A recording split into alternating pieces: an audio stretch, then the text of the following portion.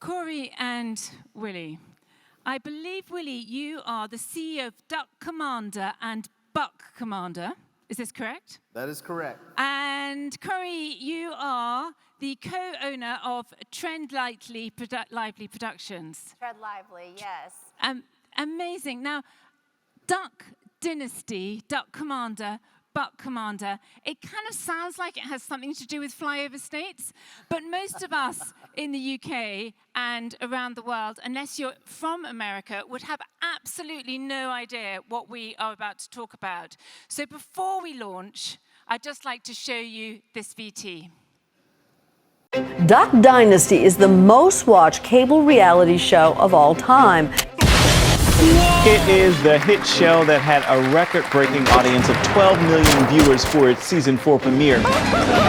A&E's Duck Dynasty is one of the top shows on cable TV. People love watching that. Viewers can't get enough of the Robertson clan. We have to have the duck call. We've got news crews coming. We were videoing it for the Guinness records and everything. Joining us is the star of Duck Dynasty. Korie could care less whether I just got my head blown off or not. Go figure it out. Come on. All she's thinking about is the party. Back, everybody. Thank you for watching The Tonight Show. We brought your very own duck call right there. Has God got a good sense of humor or what? We're now TV stars. Nothing better than getting back at your husband for messing with you. Try. The Robertson family has turned their duck call business into a weekly TV addiction for so many of you at home. And the women behind the show are joining us this morning. So often in the reality show genre, people buy into the phenomenon of what you see on television, the hype, the glory of it all. But I love that these guys are men of faith and they talk about their spirituality. People will tell us, like, people don't change, you know. That's so not true. Like, with God, people can change. With the Spirit of God living in somebody, they can change totally. But they want people to understand that it hasn't been all peaches and cream, you know, that there is a story behind the story that you see on TV. There was a road to get to this place, and they want to use their story to encourage other people, motivate and inspire. And I think that's such a great thing because nobody's doing that in reality television. In these times right now, I mean, it seems like we need hope, you know, we need, you know, just the world's heavy right now. And so I think a story like this can put a smile on your face and say, yeah, there is hope. Why do you think that people connect so much with this family? I think people like that they are these everyday guy next doors. As a family, when you spend as much time together as we do, those unexpected moments are part of what makes life worth living. No matter what you believe, no matter what your faith is, they inspire, they motivate, they encourage, and hey, they have such a non-traditional look. Look, they're the reality show version of the Beatles. Well put, with a lot more hair.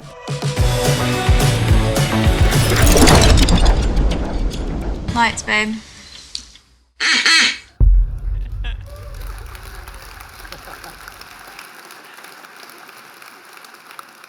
So the first question that I wanted to ask Willie was, did he bring the trumpet, the duck thing? You know, I was so upset. I didn't realize we were blowing horns today, and I've seen that on the stage, and I certainly would have brought my duck call, which is the official, the official horn of Louisiana. So I blew it. So you can't make it with your mouth. That would just ruin our whole business. Okay. Because, you know, you got to buy the duck call. Yeah. Okay. But one of the things that you have done, both of you together, is to establish a really successful business in quite hostile territory.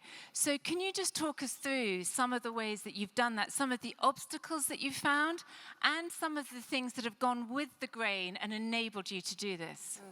Yeah, I think our story and our businesses was truly the American dream. You know, we came from nothing. I remember President Obama at the time said, you know, you've got bridges and roads, and my dad screamed out at the television, we live on a dirt road. You can't claim what happened here, you know. And so we came from nothing, had this dream of, you know, one day we could sell a lot of these duck calls, and certainly that happened. And I think what we did in business was actually stay true and authentic to who we were. So once we got on television, we ended every television show with a prayer. and we were respectful to one another, and which is what Hollywood at the time, they really didn't think it would work. They were like, that's not how kids act towards their parents, and this is not how, there was going to be no cursing and no arguing, no nudity on the show. And there's quite a lot of blowing things up, though. Well, we do like blowing things up. A lot of that. Which is actually encouraged in Louisiana, so I don't know if they do it here, but we're into that. But not only did it work, it ended up going to the top. And so we saw this real thirst for, for the values that we had. And so I think one of the secrets to our success was being authentic and saying, this is who we are. We're not going to change to become something, this misnomer that you have to become something different. And that was one of the real keys to our success. Yeah, I think whenever we switched over from making duck calls to entertainment, we just kept that authenticity. We knew deep down that, our roots and the faith and the values that we hold dear with family and our faith, that was more important than whatever success or fame might come if we compromise that. And when you think of the environment which you are building your business into, how do you think that these communities that only have dirt roads, as you say, can be rejuvenated? Well, I think for us, I think we showed that you can. We need to tell better stories. And so we were good at telling stories because that's all we had. So we didn't have a lot. We had stories. And so it's interesting to listen to this whole dynamic about how children should grow up. And I was sitting there thinking, that's exactly how we grew up. There was no computers. There was no social media. My father would come and say, everybody out of the house, come back at dark. And so we just had to figure out what to do outside.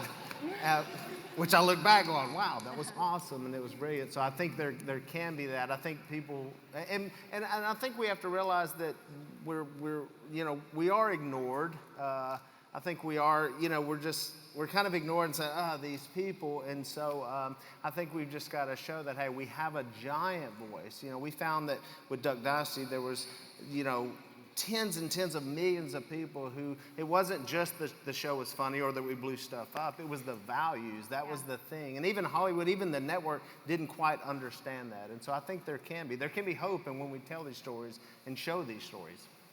Yeah, I think that rejuvenation starts in the family, as we've heard so eloquently today, that it does start in the family. And if you, we actually live on our street with 5 generations, and we value that, and we see the value in that. And I think we live in this culture where it tells us if you disagree with somebody, you should not show up for holidays, or you should cut them off, or not follow or unfriend. But whenever you live in community, you truly live in community, you live in family unit, and you learn from the different generations, you understand that, we can have differing opinions, we can have different views, but we come together, we sit around the table together, and we love one another, and we respect one another. And I think that starts within a family unit. So one of the things that we love about your business is that you are genuinely using what's in your hands and in front of you to transform culture. And thinking about how business contributes to culture. And how have you found, how do you think about the fact that you have this extraordinary vehicle now, creative industry actually, to contribute to culture? Well, I think success matters. I think everyone takes notice of success. And so I think the less that we're successful, if we're not able to be successful in the market, or if we didn't sell a lot of duck calls, or if our television show didn't rate real well and was out of it, it needs to be important. It needs to be important. It needs to be big. And so once that's successful, where everybody's like, wow, look at this, look at what this is. These are people with values. We just made a movie the same way. And so we have the same values. The more successful they are, the more you'll see of that. That's just the nature of it. And I think we've gotten, oftentimes we've gotten beat or letting, Hollywood have all the entertainment. We let them make all the television shows. And then we yell and complain about what we're watching and consuming, but because we don't have anything else that can compete and that's good and successful. So we just learned that. And I think that's general business 101, right? Be successful, and then other people will take note of that. One of the mantras that David and I have, David's my husband, is to create, not complain. Yes. And that's what you have been doing. And you've just released or about to release a new film as well. Can you tell us about that, Korie? Yes, we did. We just released a film called The Blind that is the origin story of the family. And I think Duck Dynasty, you see, the fun of the family and blowing stuff up, and we sit together at a dinner table, but there is a backstory to the family that it almost didn't happen. There's an episode that's called Till Duck Do Us Part. It's the episode where Phil and Kay, Willie's parents, renew their vows, and it was such an important episode to our family because that almost didn't happen. The family was split up at a time. There was a time when Kay was a single mom with 3 little boys because Phil had alcohol addiction and a lot of, he was broken. He was in a place of brokenness. But the message of the movie is that you can change, that your life can change, that you can take a different path. And that's what happened for their family. Phil showed back up and said, I want to change my life. And Miss Kay forgave him, which is a theme we've talked about today. There was a forgiveness that happened that saved their family. Our Duck Dynasty would have never happened, and you would have never seen the fruits of that. So if there are people here listening who are thinking, I actually want to create things, I actually want to contribute to culture, I actually want to create a business, but oh my word, it's tough out there, what advice would you have for them? Well, you just have to get up and get after it and go get it.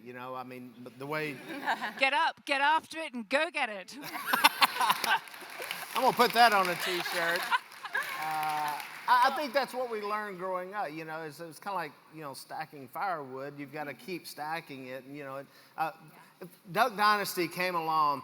My dad started this company in 1972.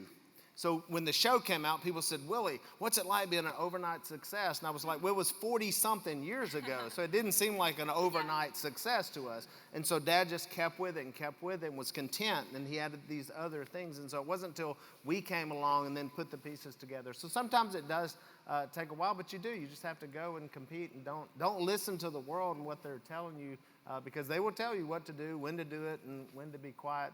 And we just don't listen to that. We just go. Yeah.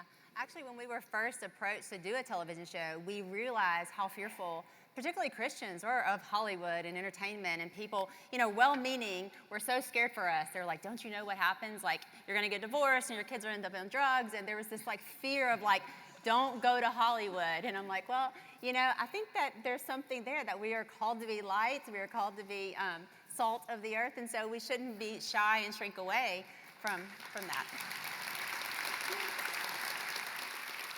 If we don't go to Hollywood, others will create the culture for us. Yeah. Ladies and gentlemen, huge thank you to Willie and Korie Robertson. Thank you so much. Thank you so much.